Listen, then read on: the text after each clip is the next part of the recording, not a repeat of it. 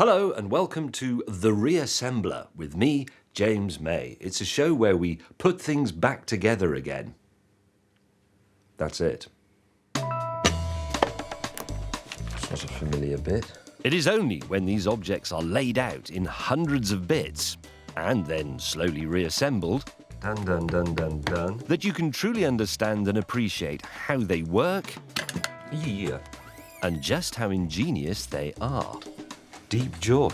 And if painstakingly putting hundreds of pieces back together again Oh God, it's electrics. wasn't hard enough, Fantastic, we've used all the bits. I then have to find out Oh yes! if they'll work.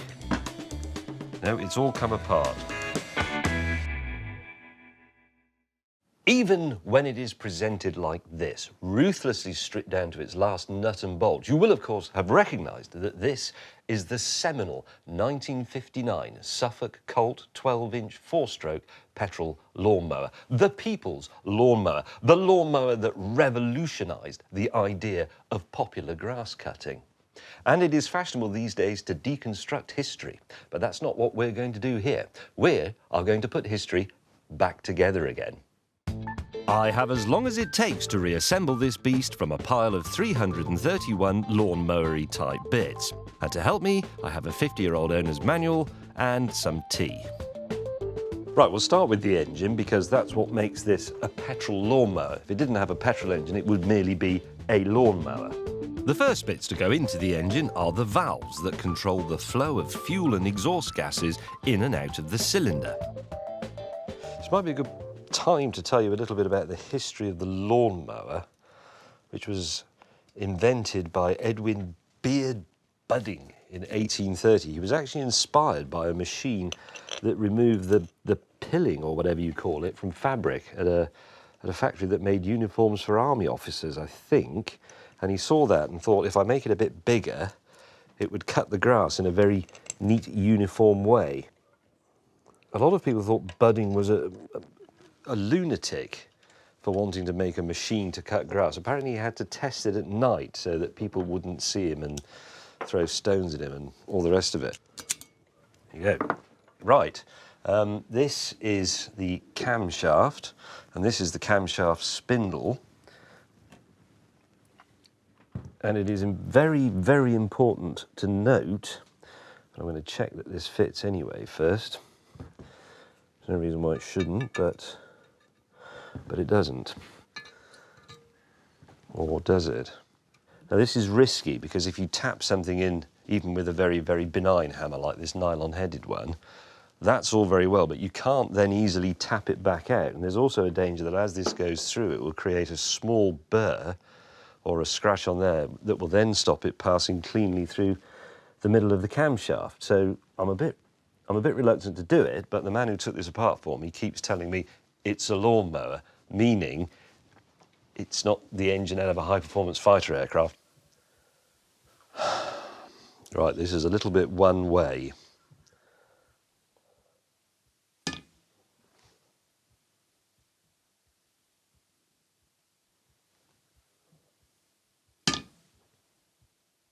That's in now. That's only going to come out by going the other way with the punch, so.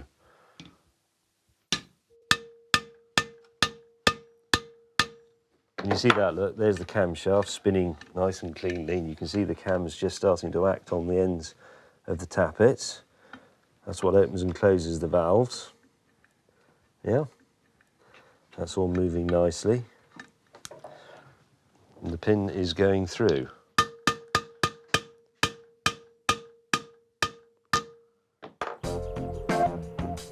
Over the last 57 minutes, I have assembled the camshaft, the tappets, and the remaining valve. Bliss was it in that dawn to be alive. Right, next I'm going to need the all-important crankshaft, which is that bit there. And I'm going to need the 4 screws to retain it. I should really clean my hands before doing this bit because it's precision engineering. Now, the crankshaft is obviously a critical part of the internal combustion engine. It's the most significant part in a way because it's what converts all that furious combustion action and reciprocating motion into something going round and round, which is what we want from a machine. It's what we wanted from the water wheel powered mills of the Industrial Revolution. That's what you need. And we've got this rather nice little thing here. This is German, so it works well. So there's a little demonstration of how the internal combustion four-stroke engine works. Piston goes up. As it goes down, that valve opens, and it's sucking in fuel from the carburetor side. Now that valve closes, the piston goes up, bang, the spark plug fires, wow, down it goes. As it comes up the next time, that valve opens, that's the exhaust, so all the spent gases are pushed out, and then it starts again. So it's obvious that the relationship between the crankshaft and the camshaft, which is what's pushing the valves up and down, is very important, because if the valves don't open at the right point, then it isn't going to work. And also, if you get it wrong, you won't find that out until the whole thing is assembled and you pull the piece of string and it doesn't go. Then you'll have to take it apart again, and we'll be back with looking for the spring compressor and so on. So would everybody agree that that is top dead centre? There.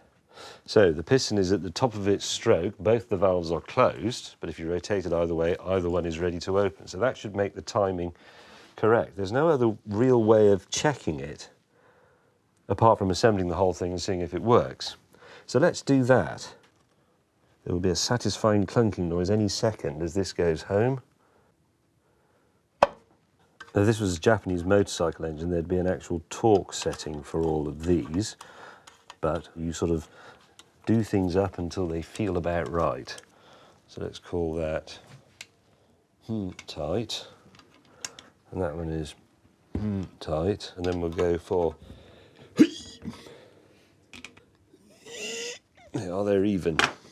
Excellent. We now need, and this is a nerve-wracking bit, the piston, the connecting rod, the gudgeon pin, the circlips, and the piston rings. That is the piston. That is the connecting rod. These are the very delicate piston rings. Yes, there you go. Sorry about the slight cut, but there was some blasphemy.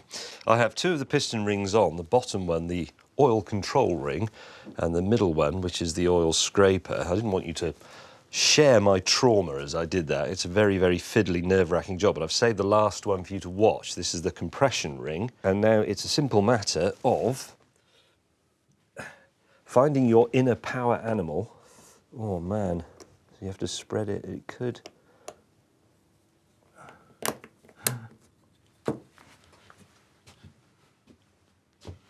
Now, before we put that in, we have to put the con rod on. It's worth remembering that the piston goes up and down inside the cylinder in a straight line, but because the crankshaft is going round and round and has a throw on it, the connecting rod has to do that, has to go from side to side. So obviously it has to pivot at this end, otherwise it would just shatter. Well, that's interesting. That ought to just slide in very smoothly, but without any of this resistance. Why doesn't it just go in? Bloody British rubbish. Good God. That looks like it was a machine with a knife and fork by the council. There are two possible solutions here. There's the lawnmower solution, which would be give it a gentle whack to take it past that problem, or there is the aerospace solution, which is remove that little bit. I'm inclined by nature to go for the aerospace solution because it's more proper. So what do we think, crew? Take the clip out of the other side or hit it with a hammer? Hammer. Hammer? Hammer? You're all wrong. If I hit that with a hammer, my reputation is ruined. I told you we should have hit it with a hammer. Hit it. It's not proper though.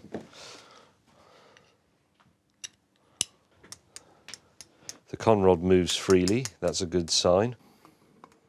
And now the defining component of the piston engine is about to go in. The piston. Now, to secure that from the other end, we need the big end cap there. This little clip, the two screws that hold it together, and this, which is the oil splasher. I'll explain this in a minute. Come and have a look at this. But the bottom of the engine, if you imagine it's all assembled, it's that way up, is the sump with the oil in it. The oil has to circulate, it's flung up onto the engine, it goes through various holes and channels, and it's flung up onto the engine and it goes through various holes and channels and what have you. But to help that, you've got this little oil splasher. It's just a little dibber. As the engine goes round and round, it will do that in the oil, stir it up a bit and splash it around. Obviously, it's going extremely quickly, much more quickly than that, quicker than I can even do it, actually, at my age. But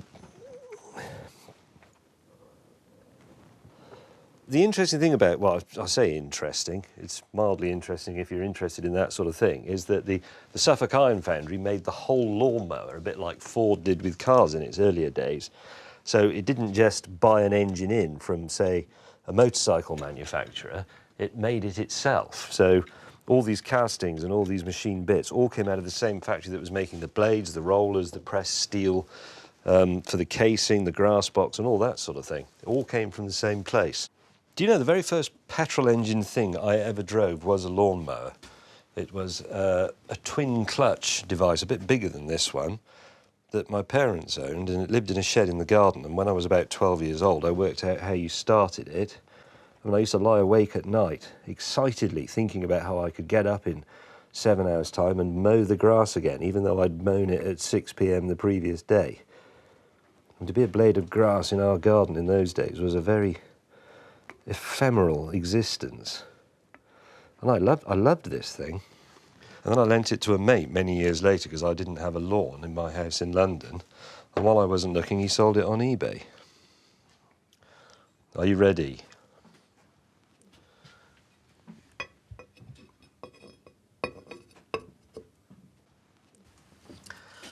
Here's a legitimate use of the hammer. That's why it's a nylon headed hammer, so that it doesn't damage these delicate aluminium parts. I've attached the sump. I'm now going to very carefully turn the engine over, now the right way up, and finally we can stand it on the bench safely. This is a form of lower middle class tyranny and oppression, because in the early days of lawns as we understand them, all neat and evenly shorn, that was a sort of privilege of the toffs, really, because it was so expensive to have a lawn cut that way. You needed people who were skilled with scythes and so on to do it. It's an incredibly difficult job and therefore very expensive. But with the invention of the lawn mower, and particularly the petrol lawn mower, everybody could make their lawn look like that. And it actually became a matter of pride and respectability for your lawn, even if it's only, 15 feet by 15 feet in front of your small semi-detached house. It had to be neat, because even I remember as a kid, there were some people whose lawns weren't properly mown, and you knew that they were disreputable. People would say, yeah, but have you seen their lawn? And the fact that it was that long, meant that they were basically thieves and murderers. But anyway, there you are. Engine going around. You want to see the piston go up and down? Look at that.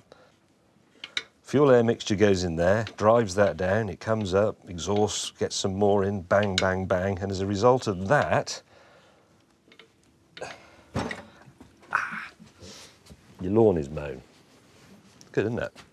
Now we are going to attach, this is a deeply exciting moment, the Magneto. And a Magneto can be thought of as a mechanical spark generator. In most cars and motorcycles, you would have a coil and battery system as invented by AC Delco.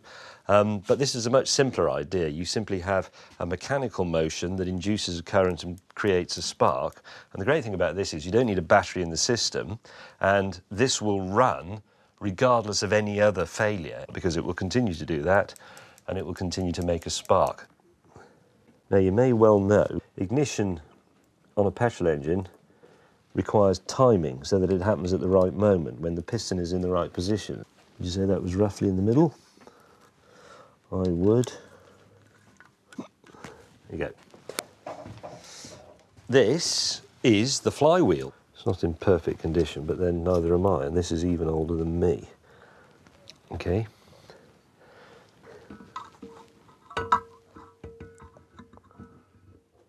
That all looks good. Therefore, I can put on the washer and the flywheel retaining nut, which has to be done up very tightly. Otherwise, this will fly off in operation and set off and mow the lawn and quite a lot of the surrounding area all by itself. You ready? Yeah.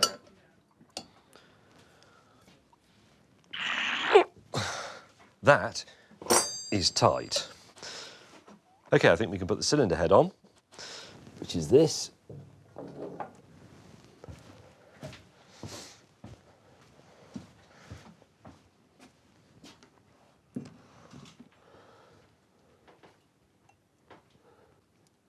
Do we like that? I believe we do. 2 long studs go that side.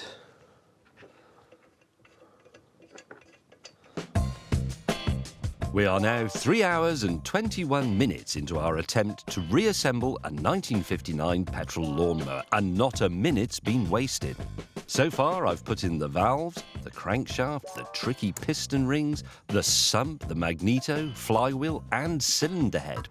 The engine is nearly complete as I tighten the last nut on the valve chest. Excellent. Let us think about the carburetor. There are a lot of bits to this, quite delicate bits, but they're also rather wonderful. We'll take those. That'll do for starters. What it does is it combines fuel from the tank, i.e. petrol in this case, with oxygen from the air, because the vast majority of what an internal combustion engine burns is, in fact, oxygen, not the fuel that you put in the tank. And it's called a carburetor because it adds carbon to the air, i.e. it adds petrol to the air, then squirts it in the engine.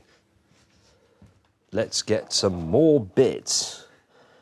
Gasket and a jet, some washers, lovely. Selection of screws. Okay, let's have a go at this. So I did need to use both hands and my gob to get that in, but it's in. The butterfly regulates the amount of air that's allowed to enter the carburetor, therefore the amount that gets sucked through the venturi, therefore the amount of fuel that's picked up, and therefore how fast or how strongly the engine runs. And carburetor science is an extremely complicated thing that goes all the way back to the dawn of internal combustion piston engines, obviously, because you needed a carburetor of some sort. They were very, very crude in the early ones. This is a pretty simple carburetor by the standards of an advanced car or motorcycle or aero engine, but nevertheless it's quite a clever thing. But one of the things that we think of with a petrol engine on a, say, a lawnmower or a small bike, you think, well, the fuel goes in the tank, and it does, and the tank feeds the engine, but actually the carburetor itself has like a miniature fuel tank in it, which is this bit, the float bowl, and the float itself is a way, it works exactly like the ball cock in the cistern of your lavatory at home to make sure that the level of fuel in that float bowl remains constant. If it drops a bit, this goes down, some more comes in. As it goes up, it cuts off the little valve and stops it. And the point of that is that with the level of the fuel in that float bowl, the miniature fuel tank kept constant, it can feed through the jets, which are the tiny little holes that allow the fuel to go into the airstream, and therefore regulate the fuel going into the engine. I'm simplifying it massively. It's very, very, there's a huge amount of physics and all that stuff in it. So that can go in there. What else do I need to put on the bottom half? What the hell is that? Strangler flap? Oh, I think they mean the choke. Oh, this has a different choke, because that's right. This is not entirely right for this. Yes, it is. No, it isn't. Yeah, that is the strangler flap. They mean the choke butterfly. Okay. That's already in. Good, good, good. That gasket will go on there, like so. That's the bottom, the float bowl half of the carburetor. Right, that all looks nice and clean. That's where the fuel comes in. There's my butterfly. There's going to be a spring and a throttle stop screw on that. There is also going to be a mixture. All these things make tiny adjustments. There's only 2 things you can really adjust in the carburetor, the amount of air going in and the amount of fuel going in, all of which is done with these little screw adjusters. If you get it roughly right, it will run. If you get it exactly right, it will run rather beautifully.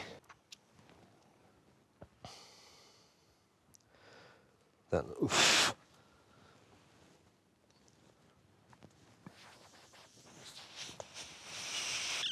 never be tempted to clean these things out with a bit of wire or anything like that, because I know it sounds ridiculous, but you will enlarge that hole. These are only brass. You will enlarge the hole very slightly, and very slightly, I mean 1/10 of a millimetre, 5/100ths of a millimetre. That's enough to muck up the settings. So don't do it. Right, we are getting very, very close to completing the engine. I'm going to put this governor on.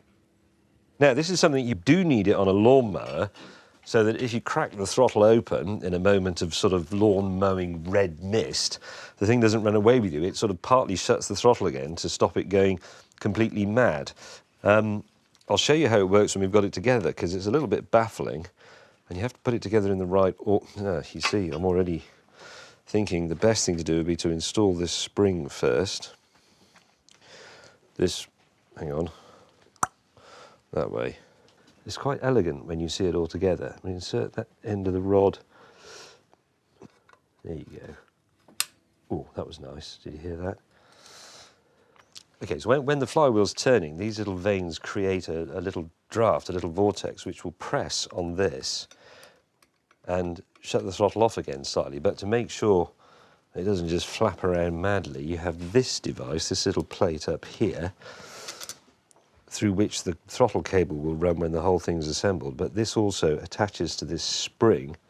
So this bit goes on that little threaded pin there, and the throttle cable will go through here, which is all part of the system.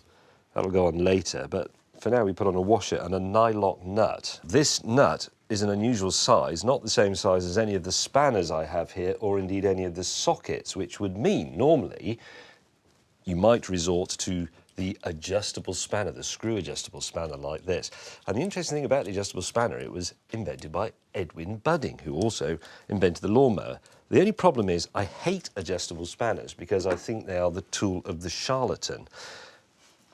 And as luck would have it, Rebecca, who's our other camera person, not Sean, the fat Australian one, she's the nice one, carries this bicycle spanner around with her in case her bicycle goes wrong, and one end of it just happens to fit this nut perfectly. Very clever. Pure mechanics, see? Springs and rods. I love it. We have now spent 6 hours and 1 minute reassembling nearly 200 of the 331 pieces that make up our mower. And with the attachment of the carburetor and the governor, the engine is tantalisingly close to completion. Right, I reckon we can put the cowl and the tank and so on onto the engine, which is nice because it will suddenly become a riot of colour. All these bits are red. Okay.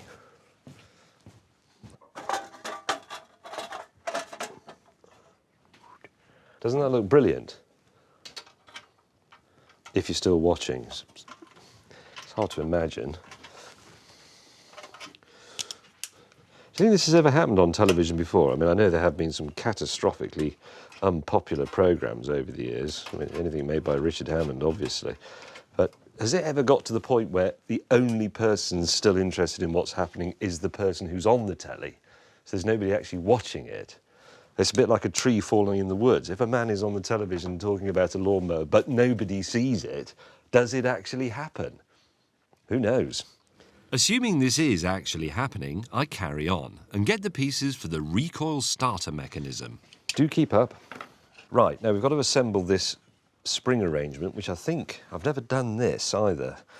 I think this could be slightly dicey, because this spring, look at the size of the spring, and it has to go in there.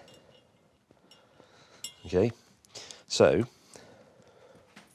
the great thing about this is it's a recoil starter, as it's known. Earlier pull start engines just had a piece of string that you had to manually wind around a thing, a little bit like that, and then you pulled it, and if it didn't start, you had to wind it up again. The advantage of this one is this spring will return it. That's if we get it in. This spring will return it to first position. Right, nobody go anywhere near that. Okay, now that will go in there. I have to drop it all in very carefully and not let it fly apart. he's done it.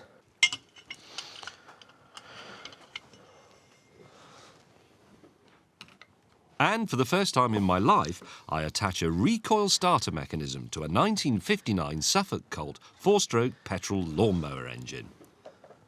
I will go to bed tonight with a sense of deep peace, and when I wake up in the morning, I will suddenly think, I put a lawnmower engine together yesterday, and that matters. It's a sort of muse. The Greeks didn't have the lawnmower engine. They had Melpomene, but I have that. Now to build the rest of the lawnmower. Now I will attach the air filter. The point of that, it's very simple in the case of this engine. It's just a piece of foam rubber, but it traps things like grit and dust and grass, especially in the case of a lawnmower, so that they don't get sucked through the carburetor and possibly into the engine, where they would do enormous damage. It's another thing that should be taken out and cleaned or replaced quite regularly, but you can be pretty sure that on most lawnmowers, the one that was put in when it was new is still in there half a century later.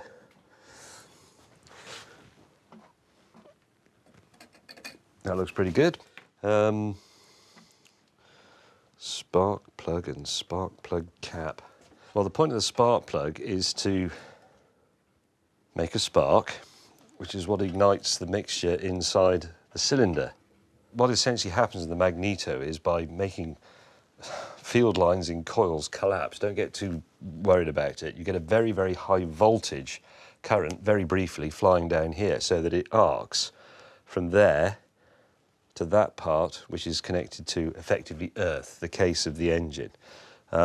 It's like it's a miniature bolt of lightning. That's a good way of thinking of it.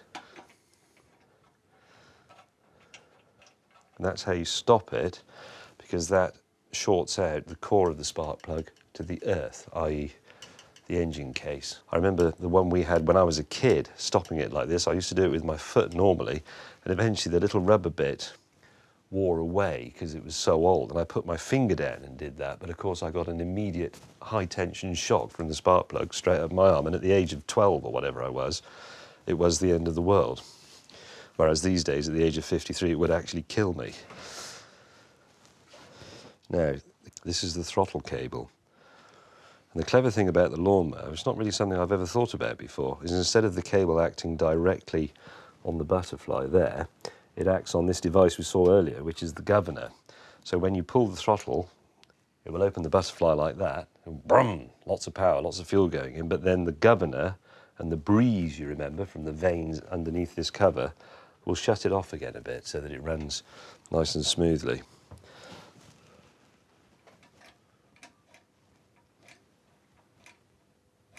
We love that. Let's just take a moment quietly to contemplate that.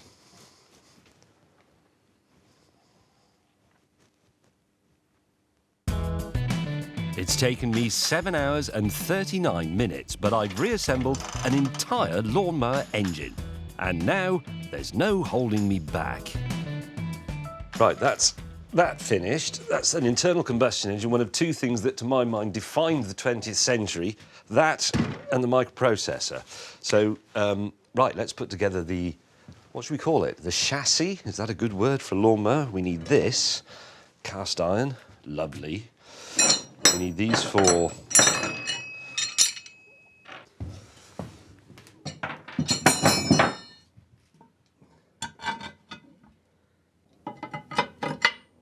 You might think I'm doing this thinking, oh, will he get it right? But this is genuine. I don't know, and it's not clear. I'll just, so that you know, and I'm not sure you've seen this properly yet, this is all I have to work from. 1950s exploded diagram. It's not like in the modern world where they very helpfully do it in stages so that a numpty can do it. Here it is the whole lawnmower, 1/100th of a second after a bomb went off in the middle of it.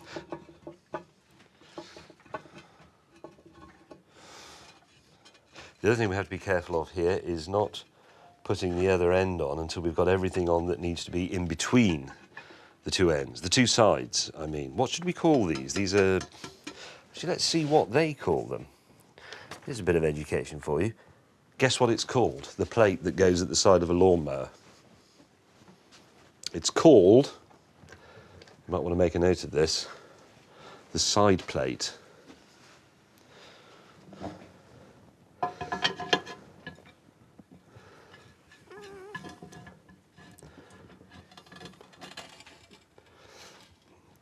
Okay, right, now that at the bottom is a very significant piece. I think that would be called the sole plate. Oh, yes! Which is the equivalent of the bit on the bottom of a plane where the blade rests. So,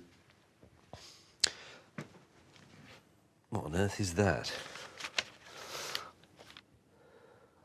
So, I will need that bearing block, bearing itself, spring, lovely. This I need.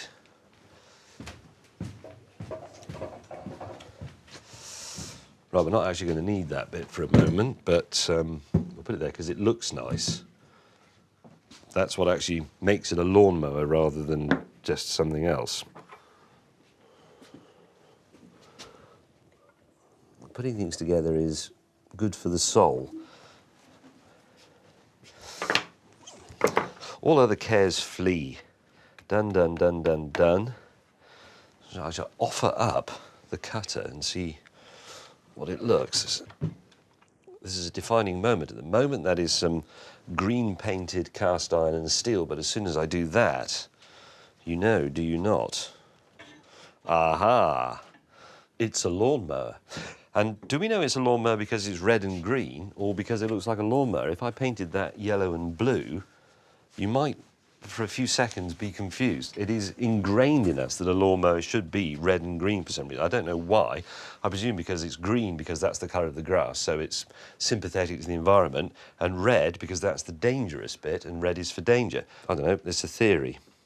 Oh, I need to put the roller in, don't I? Oh. Sorry, I thought that would be really heavy. This was made of tin.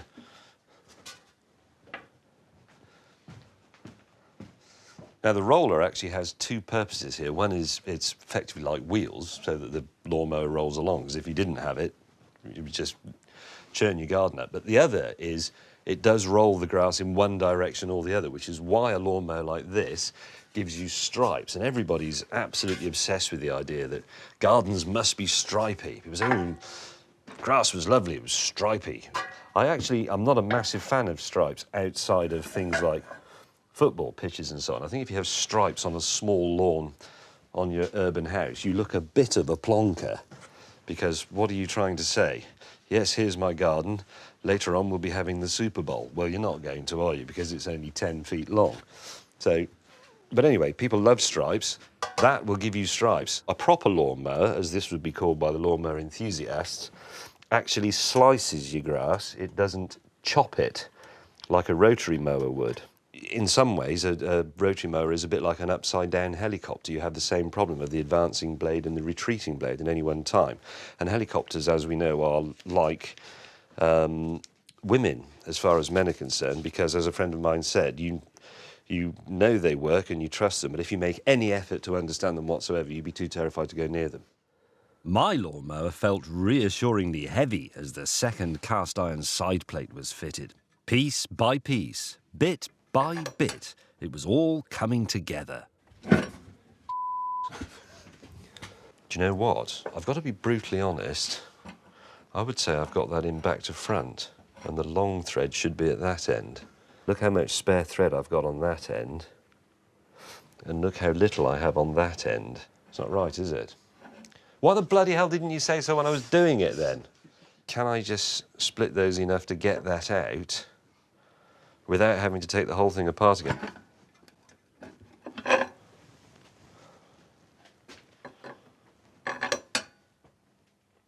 See, the problem gets worse now because there's more thread to get.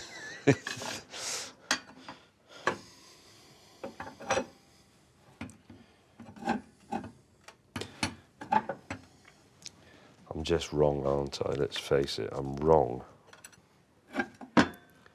No, it's all come apart.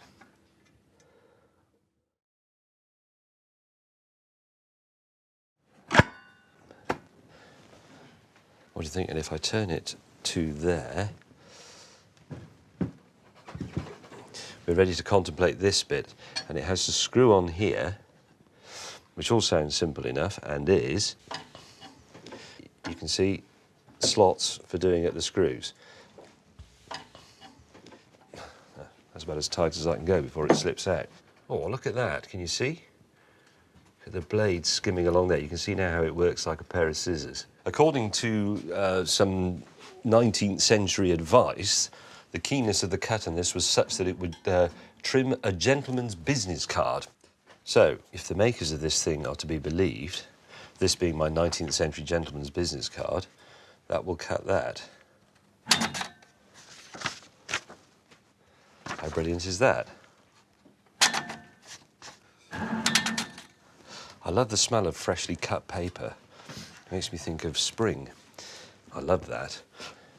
Right, let's go and get some clutch bits. This bit goes on the engine, the bit with the expanding shoes. Where's he gone? Me. All right. Oh.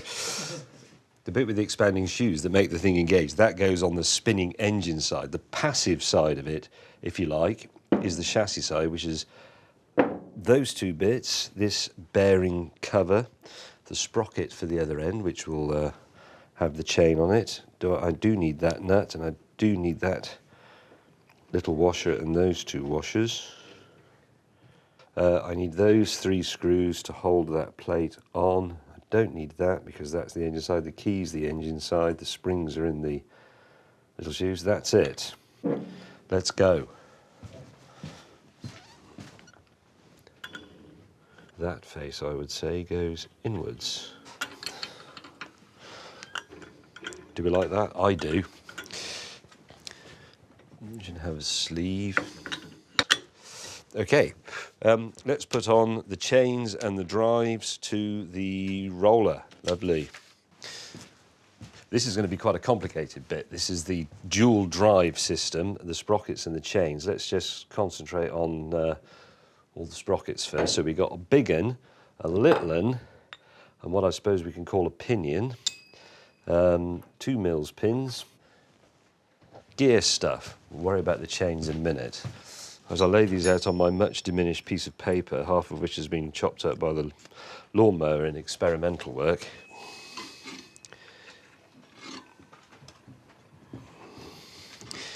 Now, this is actually a legitimate use of a hammer.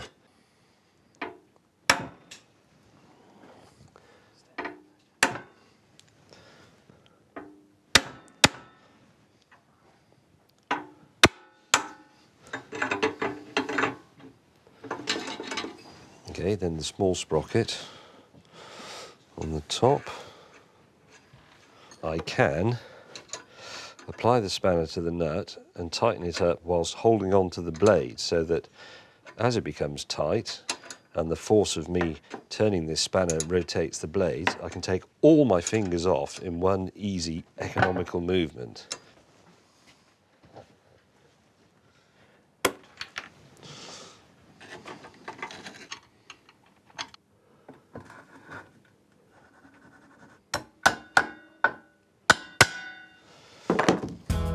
It was now 9 hours and 50 minutes since I began reassembling. I've built the engine, added the cowl and fuel tank, attached the blades and the rear roller, and assembled the chassis. Once the chains and sprockets are on, the transmission is complete. We are getting close to mounting the engine on the lawnmower. Let's set it back down on its roller so that we can see it properly. It is quite heavy because it's made of cast iron, obviously, in the 1950s. But you have to remember that this was actually the acceptably convenient size and weight of the lawnmower, because the very first lawnmowers were so massive they needed 2 men from the working classes to haul them along and another man just to steer it, and then later they were hauled by ponies or horses, and horses were given special shoes so that they didn't damage the ground that they were going across the cricket pitch or whatever. And sometimes they use camels, because camels' hooves have evolved not to sink into the ground, because obviously they normally walk on sand, not on people's expensive lawns. So you could have two classes of shoe. I think you could have a first and second class shoe for your horse to spread the load. It's all part of the class war. If you were poor, you could only afford the second class shoe, and your lawn looked a little bit cack as a result. If you were posh, you had the first class shoe, then your lawn looked wonderful to remind the neighbours that you were just a better person. Yeah, look at that. The parts of the centrifugal clutch, stroke, brackets, engine side. Which, look how this pile of bits has diminished. This is fantastic. Right, this is going to be fiddly.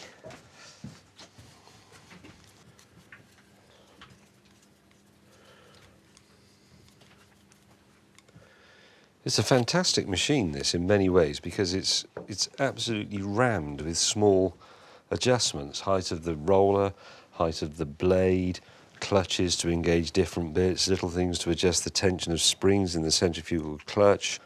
It's amazing. And this is a simple lawnmower, remember. This was considered the sort of the cheap everyman version. This is as basic as a lawnmower could be. It's a sort of like, some ways like a VW Beetle of lawnmowers, only not as awful. This half of the clutch, this is mounted to the engine. As the engine spins, centrifugal or centripetal, if you want to be pedantic, force will force those out against the springs, and then the friction surface there will lock onto the inside of that and start it spinning. But as the engine slows down, as you throttle back, the springs will take over, move the shoes in again, and then it will be disengaged because it fits in there loosely, you see? When the shoes are retracted, that's free to spin. It's been used on all sorts of things. It's used on very basic mopeds. It's used on lots of things like lawn mowers. What else uses centrifugal clutches? Let me think.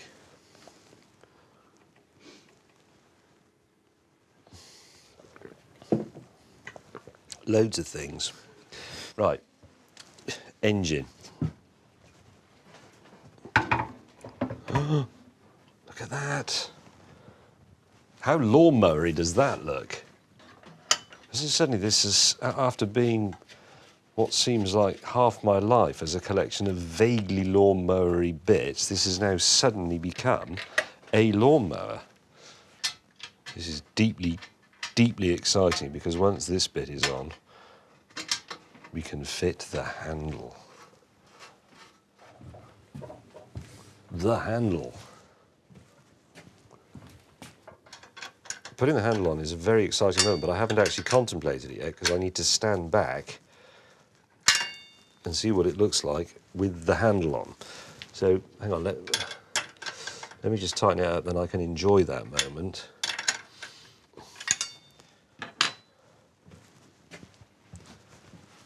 Oh, yeah. The lawnmower is almost complete.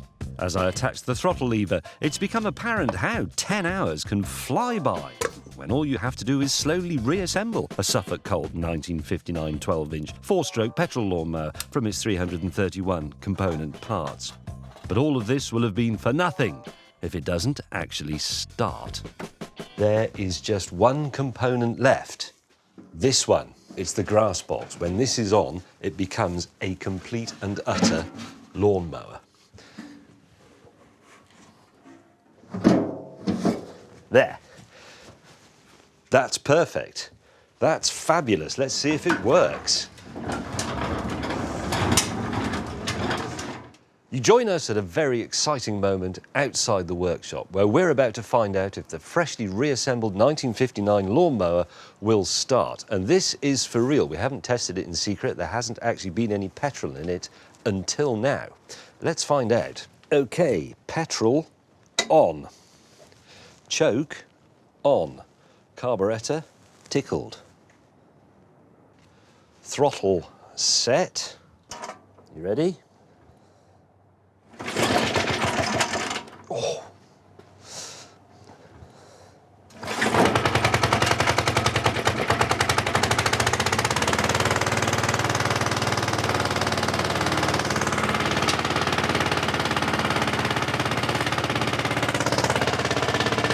it works.